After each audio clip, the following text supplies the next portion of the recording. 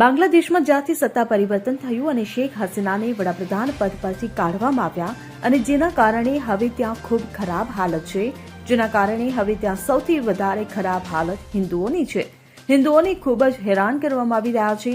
ઇસ્કોનના સંતોની હાલત પણ ત્યાં ખૂબ ખરાબ છે. ચિન્મય સ્વામીની ધરપકડ કરવામાં આવી છે. સાથે જ ચિન્મય સ્વામીના વકીલ પર હુમલો કરવામાં આવ્યો હતો, જેના પડઘા હવે ગુજરાતમાં પણ પડી રહ્યા છે. છેલ્લા કેટલાક સમયથી થઈ રહેલા ઇસ્કોન અને હિન્દુઓ પરના હુમલાઓ પર હવે અમદાવાદમાં પણ વિરોધ કરવામાં આવી રહ્યો છે અને બાંગ્લાદેશમાં વસતા હિન્દુઓને બચાવવા લોકો આગળ આવી રહ્યા છે. આજે બજરંગ દળ દ્વારા અમદાવાદના ઘાટલોડિયા વિસ્તારમાં પ્રભાત ચોક ખાતે પૂતળા દહન કરી વિરોધ નોંધાવવામાં આવ્યો હતો.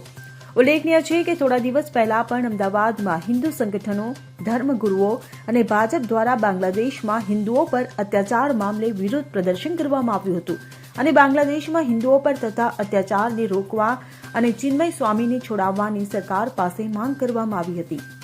Bureau report CN24 news. હવે જુઓ દેશ દુનિયાની તમામ ખબરો તમારી આંગળીના ટેરવે. ઉઠાવો મોબાઈલ અને Google Play Store પરથી ડાઉનલોડ કરો અમારી CN24 ન્યૂઝ મોબાઈલ એપ.